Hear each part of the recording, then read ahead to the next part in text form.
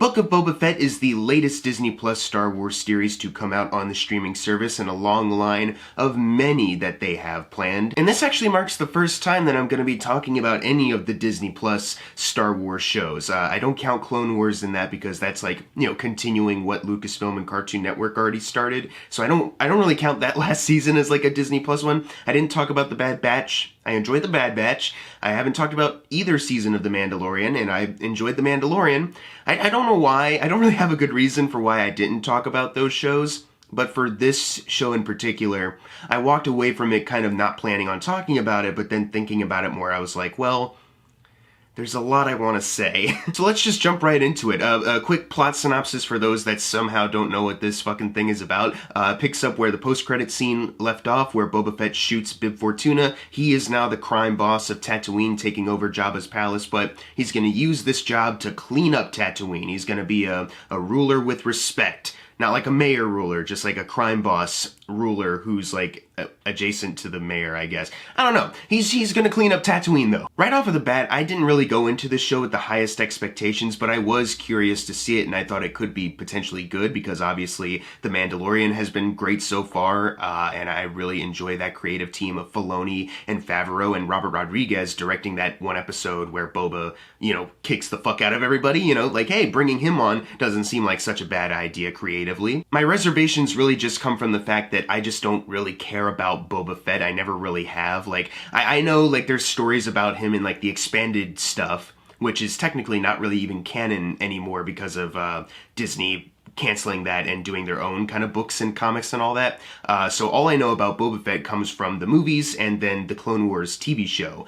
And the Clone Wars TV show is where he's like been the most interesting, but that arc of him growing from like a child wanting revenge and kind of learning the ropes of being a bounty hunter but always getting egg on his face, you didn't see that arc completed. There's a canceled Clone Wars arc where Cad Bane and him were going to have a bit of back and forth. Bane was going to give them the dent in the helmet, and he was, at least back then, going to kill Cad Bane. But that arc got canceled. The deleted scene of their duel is out there. Is that canon? I don't know. Is it? I guess they reference it. I don't know. My point being, though, is that there's a huge chunk of Boba's life that we have not seen fully brought to the screen or properly developed. The last time we saw him, he's still a young kid trying to learn the ropes and, getting bested, and then it jumps to him in Empire, technically, from what we've seen. So I'm going into this show with a main character who I don't really care for, but I also thought this is a way for us to get to care about Boba Fett. You can include all of these things that, the Clone Wars arc that didn't get finished. You can include some side missions of him,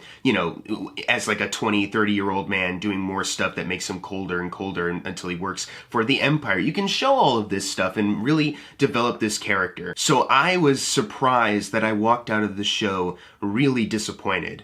And like I said, I didn't go in with high expectations, just some high hopes that I could be surprised and really invested. And I just wasn't. This was a really big misfire.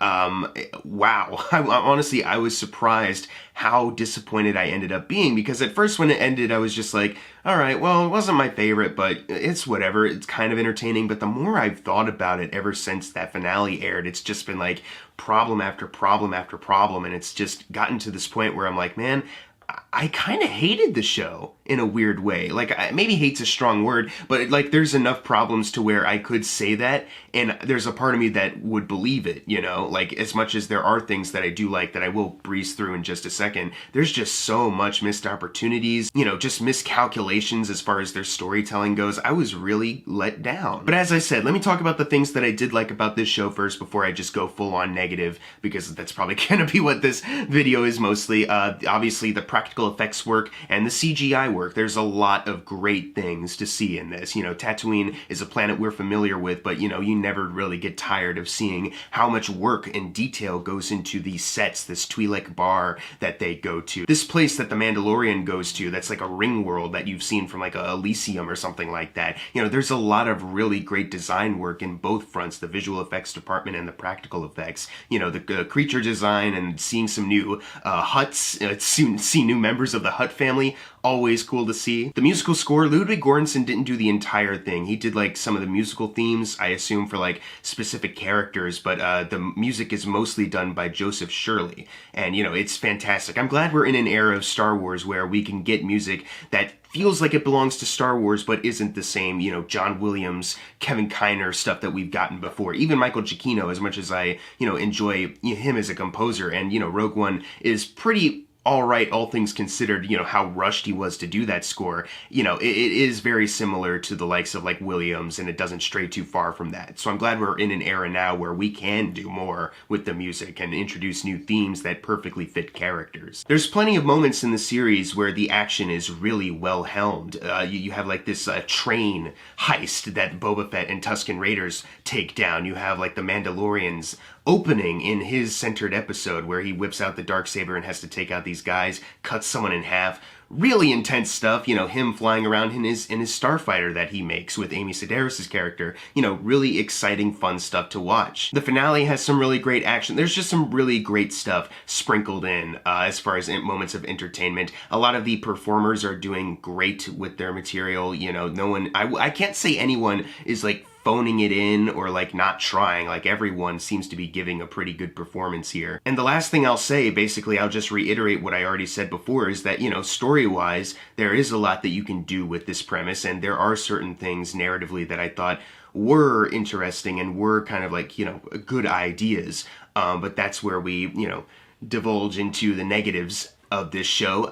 First off, the biggest thing that I wanted to talk about is that, you know, Boba Fett kind of has this legacy of like, yeah, a lot of people hold him in high regard. They think he looks so cool and badass, but in the movies, he doesn't really do anything. You know, he transports Han Solo to Jabba, and then Han Solo, blind, accidentally knocks Boba Fett into the Sarlacc pit, you know? So it's like, he doesn't really do much in the movies, and it's all this like built up kind of like, oh, he's such a badass kind of history coming from like the books and comics that not everyone has read or looked into, or people just like envisioning like, well, he's probably done some really cool stuff before. And I was really hoping that the creators behind this show, as smart as they are, weren't going to make the mistake that Boba Fett is already a fleshed out character, that they were going to do more with this character to fill in the gaps and create a, you know, well-rounded character, to the point where, you know, someone like me will watch it, someone who's like boo-hooing Boba Fett, and then go like, you know what, now I get it, now I get the appeal of the character. And unfortunately, they make that mistake, you know? They do some flashbacks in this, and I don't really have a problem with the flashbacks in general, it's just that they don't do it enough, if that makes sense. Like, let me explain. Like, the only things that they flash back to, like, well, the only things you need explained are the events between Return of the Jedi and The Mandalorian. So how he gets out of the Sarlacc pit and then eventually meets up with Fennec and then finds Mando. That's all you need to know. And it's like, okay, sure, like getting those gaps filled in is cool too, but you are forgetting that there's a large chunk of this character that kind of defines who he is, how people recognize him in the galaxy thus far, that we really have not seen. They try to make a big deal about how, like, being with the Tusken Raiders for a certain period of time really changed him and really, you know, made him have like a enlightening experience. You know, he wants to be a better person, which is cool. And on the basic level of it, yeah, I guess, but I didn't really feel that change because like I said, all you really know from him as an adult is that, you know, he's like this cold guy who's just doing a job for Darth Vader and doesn't really let a lot of like his own personality or like characteristics shine through in those bits. So you're expecting me to really see the change from that, a character who doesn't have a character? I don't know about that, man. You really do have to put in the work at that point to build up this history of the character and actually show it, and then have him be with the Tuskens and show him make a change. The episode where Boba Fett and Fennec Shand, you know, they do their flashback, they explain how they got the ship back and, you know, how they bonded and found their way to Mando. You know, that isn't a bad episode, and I really do like the way they utilize the flashback for that to really show here's how they got together and here's why they kind of have a mutual respect for each other that's more than just a mutual respect or a genuine kind of friendship, a partnership. And that worked, and I wish they could have applied that to other moments of Boba Fett's life. Like, I thought something they could have done really good was, you know, when the biker gang is introduced. because those characters are barely characters. All they are cyborgs. They just say it like they use droid parts to enhance their bodies, and then that's pretty much the end of their characterization entirely. But I thought it would have been cool if when he, sees something in them, they're scrappy and young, trying to find their way in life, if he related back to, and we cut to flashbacks of Cad Bane meeting up with Boba Fett when he's a kid. And being like, I'm going to take you under my wing because your dad did that to me, so I'm going to help you out. And showing like how that mentorship didn't go very well, obviously, dent in the helmet. So he doesn't want to let these guys down. He doesn't want to let these young people down. He wants to be the best mentor he could be. I thought that could have been like, if you want to have an episode that's specifically about something that has some kind of theme, that could have been a cool way to incorporate flashbacks and then also grow to like these characters, beef up the Boba Fett backstory and, make something that wasn't canon before canon now. And also, you would have established Cad Bane as someone who's like an intimidating figure before they shoehorn him into episode 6. We'll talk more about that later. Someone other than the biker gang that I also found like really disappointing in this was like the use of this character Chrysanthemum. When he showed up, obviously he's from like the comics or something like that, but when he showed up I was like, whoa, who's this guy? What's going on here? And then the way they utilize him I found really bizarre. He comes into like Jabba's palace where Boba is now, and he, takes Boba out of the bacta tank, like pulls him out mid-flashback, and they have a fight, but it's like, he has, like, guards at this point. He has the Gamorrean guards, but also the biker gang is there, Fennec is there. How did Chrysanthemum, with his big ass, sneak into the palace and decide, like, you know what, when I grab Boba out of this bacta tank, even though I'm a bounty hunter, even though people have kind of made it up to be that I'm, like, this ferocious killer, I'm gonna grab him by the throat and just throw him around the room a bit. Like, just kill him. What are you waiting for? And then it takes forever for everyone to come in and help, and then they somehow manage to chase him above like where the Rancor pit is. It's a really sloppily put together little fight scene. That's another issue I had with the show, is that there are so many moments where, even though a lot of the action is entertaining and well put together, there's so many moments where you can kind of feel the staging of it, and it's not exactly like energetic or thrilling. There's like a biker chase with the cyborg gang on their really bright, colorful bikes, which I don't really have a problem with in theory. It's just a weird contrast between that and dusty Tatooine, but whatever. They go on a bike chase with this guy in like a regular old speeder, and it's the slowest shit I've ever seen, but they try to act like this is really intense, oh my gosh, we gotta catch up, but it's like, slowly going around corners and shit. There's a lot of action that kind of lacks momentum every once in a while. But anyways, going back to Chrysanthemum, the Hutts who are introduced, they're like, we're gonna take back the territory. They come to collect Chrysanthemum in their prison, and they're like, we don't really need Chrysanthemum, just let him loose. We're actually gonna book it out of here because another group of villains is coming, so see ya. You thought we might have been main villains, but we're not actually, we're gonna leave. And then Chrysanthemum just walks off. And then in the very next episode, they're like, we're gonna need some more muscle or something. And they're like, oh, I got just the guy. And they just cut to Chrysanthemum in a bar. And then Boba Fett shows up and is like, hey, you want a job? And Chrysanthemum says, yes. Couldn't you just, why do we need to like pace that out? Like, we're focusing time on Chrysanthemum leaving just so he can be asked to come back when you could just mush them together? I don't know, like, I don't think this is a good utilization of the character here, especially Jennifer Beals playing the Twi'lek at the bar. I don't know her name, I'm sorry. But when they introduce her in the first episode, I was like, this could be an interesting dynamic, like kind of working with him, but you never really know truly where her allegiances may lie. That could be something interesting. But every time they cut to her, it's like, you're not really doing anything to progress the intrigue of this character or the intrigue of the narrative, and then all of a sudden, when it gets blowed up, it's like, oh, okay, well, I didn't really care that much anyways. This is the first interesting thing to happen here. So, whatever. I mentioned the Pikes earlier, and I'm going to circle back to them now. I understand who they are. I've seen Clone Wars. I know who the Pikes are. So having them be like a main villainous group in this, obviously I'm totally, for seeing that. I just want something interesting. I want a good story. And the Pikes just, they almost feel like kind of an afterthought, I feel like it kind of feels like they came up with like a villainous group and they were like, we don't really know who this is going to be. And then later in the game, they were like, oh, well, shit, why don't we just make them the Pikes? All right, cool. And there's no real interesting character from that group. There's no like face. There's no like leader that can be like intimidating or, it's just a lot of like whatever when it comes to them. Like, oh, the Pikes are coming. We got to get ready for the Pikes. And we haven't even really seen them do anything like too villainous to the point where you're like, oh, this is a big problem. Oh shit, you know, it's just a lot of, they're coming, they're gonna bring in the spice, and you're like, all right. Hey, good luck to them, I guess. So for the longest time, I am watching this show that feels like it's lacking momentum. It's lacking something to get me really hooked onto it. As much as like the performers are doing all right, like Tamora Morrison and Ming-Na Wen, you know, everyone's doing a fine job acting-wise, but these characters, there's just nothing really going on. They're not beefing up the characters like I really wish they would. I'm praying for something to happen that gets me latched onto this.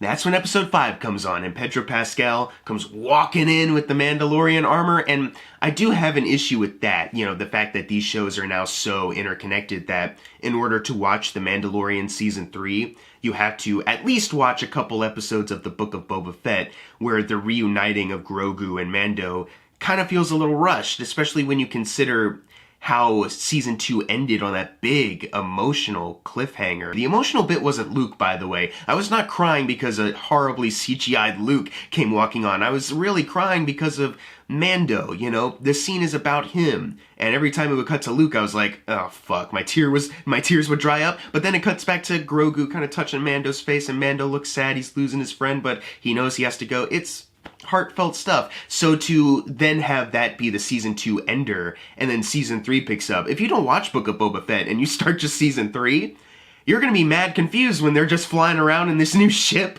and it's like, whoa, they're already back together? What happened? If I'm being honest, I think a better Season 3 of The Mandalorian probably would have been, you know, Mando is doing his own thing, you know, doing his adventures and stuff, and in these episodes we would cut to, like, segues to Boba Fett doing stuff on Tatooine. Eventually this will build to Mando going to Tatooine and helping Boba Fett out with something, you know.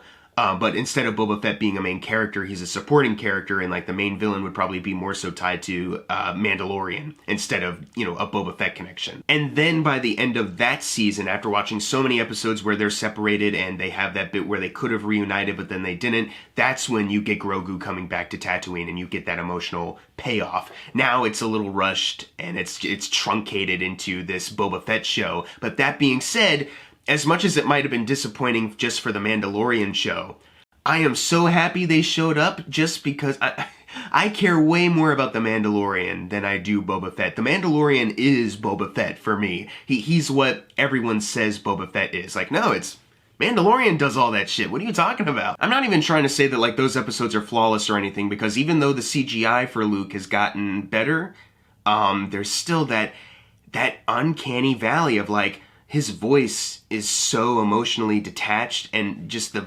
vacancy of his eyeballs. It's still pretty jarring, even though it looks better than it did before. You know, so not flawless episodes by any means, but that being said, you know, those are still the better episodes out of this entire Boba Fett show, and Boba Fett he isn't in episode 5, and he doesn't say anything in episode 6. He's in it for like 10 seconds. Insane. Like, there's just so many other aspects of Boba Fett's character, especially as the finale drew in, where I was like, wait, what? You know, like, first of all, like, he has some lines where he's like, I care about these people. I'm not doing this crime boss thing to, like, get a rise up on anybody. I'm just trying to help these people because I genuinely care about these people. Since when? And where is that scene? You know, there is no moment where Boba Fett is, like, helping out the community or like, being invested in the community. It seems like the only time he's walking out in the community is either to go talk with the mayor, or go to the Twi'lek bar to find Chrysanthemum, or talk to Jennifer Beals to get some gold credits, and then that's it. Like, there's no community that he is being involved with for him to care for, as far as what they're showing. So what the fuck is this line of dialogue? You know, a big part of the finale is that he has his Rancor, and he's riding it, and it's like, yeah, we've bonded, and everything's excellent. Where did you learn to ride it? We need to see that, too. We can't just have him, like, petting the Rancor, like, yes, we're gonna make a great pair one day, and then cut to them, like, you know, riding and running around the city expertly. You know, I want to see, how do you train that motherfucker? You know, I want to see how you do that. How do you grow like a personal bond with this fucking thing? God damn it. I think the biggest thing, though, is that in this finale, there's a moment where Cad Bane is like, you know, the Pikes, they killed the Tuskens. You thought it was some other gang, but they killed your beloved Tuskens. And Boba Fett is like, what? And then Fennec just runs up. Before Boba Fett can show any real emotion or character, Fennec runs up and is like, hold up. Don't do this. Just stay cool. And Boba Fett's like, Okay, and then he doesn't have any other scene to reflect on what the Pikes did with the Tuskens, where he, like, has a sit-down. There's not even a bit where he gets revenge for the Tuskens by murdering the Pikes. Fennec does that. It's like, okay, so Boba Fett has this moment where Fennec is like, hold your emotions for now, you can deal with it later, only for her to do what he should have done? Like, it's set up so that he will have to have some kind of payoff with the Pikes. He has to be involved in some way, not by sending Fennec. He has to be in that room. Like I said, because the Clone Wars arc with him and Cad Bane was scrapped and canceled, and there's nothing from the expanded stuff to pull from. Technically, from what we have seen, Fennec has more of a reason to fight and kill Cad Bane in this show than Boba Fett does. They should have swapped places. What a lame fucking character, for real. Which was why I was somewhat relieved. I was so relieved that, I even forgot how poorly developed the show was up to this point, when in episode 6, Cad Bane comes strolling up in that excellent intro. It's one of the best character intros in anything I've ever seen. Not just Star Wars, just anything I've ever seen. But this is also a personal bias, because Cad Bane, he's one of my favorite Star Wars characters. When I was watching Clone Wars as a young kid, I was just immediately captivated by him when he showed up in his first episode. And ever since then, seeing him keep popping up, I was like, you know what, Cad Bane, he's way better than Boba Fett. Like, I hear people talk about Boba Fett and how he's the best. Cad Bane gets shit done. He doesn't fail. Whenever he gets captured, he mostly escapes.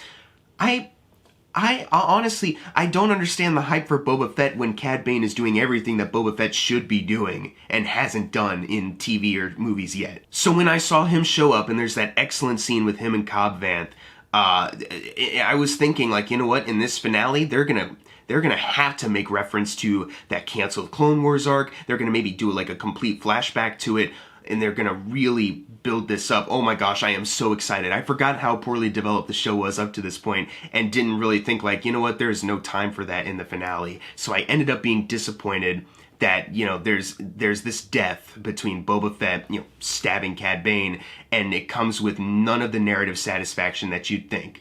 Like, very basic narrative satisfaction, like, well, there was a canceled Clone Wars arc between them, so this is satisfying. Okay, like, I'd like to see that, though. Like, in this show, there are people out there that will probably just watch this show and not know anything about Cad Bane or the Clone Wars or any expanded stuff. You have to make this work on its own. That should be applied to anything, even if it's in, a cinematic universe or anything like that. You need to have projects be able to stand on their own. And that's not what they did with that storyline here. As much as it was great to see Cad Bane and Corey Burton, I'm so happy it was him doing the voice, because it's excellent. Like, seriously, some of the best voice acting comes from that character, in my opinion. But there's just no narrative satisfaction to that. When he died, I was like, fuck, really? God damn it. He's a way more interesting character than Boba Fett. And he's a very simple character. We don't know anything about Cad Bane's backstory other than, like, Jango Fett took him under his wing and trained him up to be a deadly, non-caring, doing it for the money, and he is having a blast doing it, bounty hunter. But that's great. It's a simplicity that works. But the thing is that, is he dead? Because there's a little beep, beep, beep going on at the end of that episode where Boba walks on and they show his dead body. But there's a little beep, so it's led people to speculate, well, is he dead? I don't know. He could still be kicking. You never really know. He did get shot in the head, judging by that little plate he has in this show and also in Bad Batch, where you can see it, probably where Boba shot him. So maybe he can survive this too. I don't know. And it's just like, I really don't like the fact that this show is pulling a Hawkeye.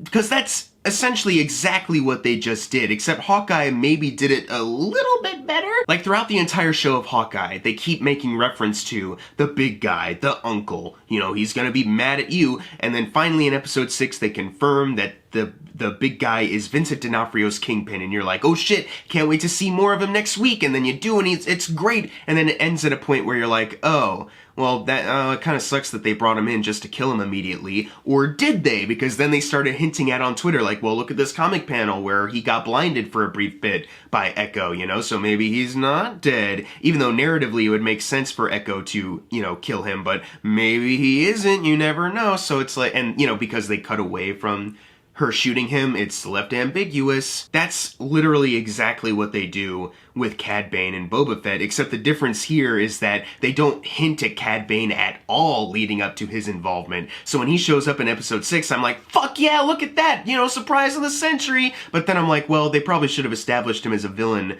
first, because now we finally have a main villain. We have a villain with a face, some kind of personal attachment to Boba, and it comes with none of the actual emotional or narrative baggage. It's just something that they have shoehorned in.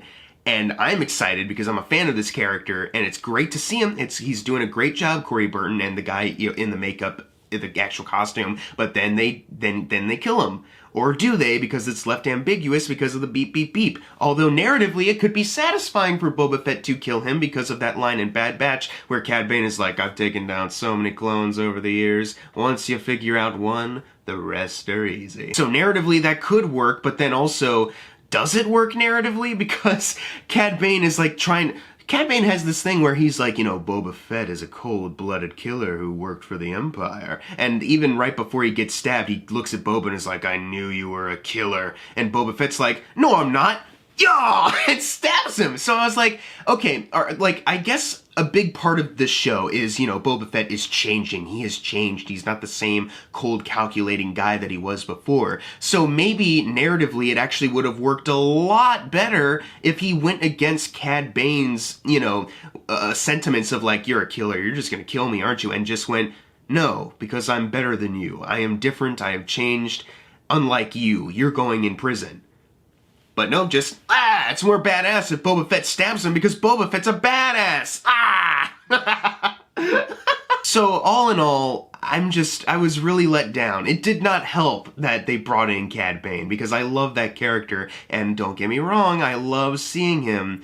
But then, once the show ends and they try to wrap up that storyline, it just increased my disappointment with this. I did not really care for this show. It's the show that, you know, if I ever do go back and rewatch Mandalorian, I probably won't even watch the episodes of The Mandalorian that's in this because so much of it is still kind of rooted to this other show that really let me down. So, yeah, this is one that I hope doesn't speak to how the rest of the Star Wars shows that they have planned will be. Like, you know, I hope the Kenobi show is good. I hope that the Acolyte is good. I have a lot of high hopes for these shows that they have planned. But if they're gonna, like, just pump them out very, like, factory-like, and they start coming out like this, no thank you.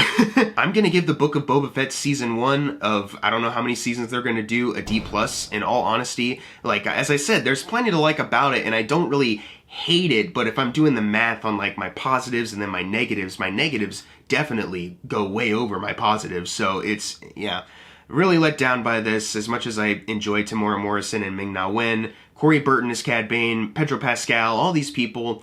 And I'm not one of those people that's like Robert Rodriguez should never direct Star Wars or anything like that, but I just think the show could have been a lot better, and the avenues to make it better were not taken because they had a weird version of the character already in their head, you know. And it's also, like I said, Robert Rodriguez is fine, but it is very, very strange that his episodes are some of the weaker ones, and Bryce Dallas Howard and Dave Filoni directed the best ones. So, what can you do? But if you've already watched the Book of Boba Fett, like, you know, obviously you have. Leave in the comments below what you thought of it. And as always, thank you guys for watching. Make sure to subscribe. I'm Jackson Fulcher. See you guys next time.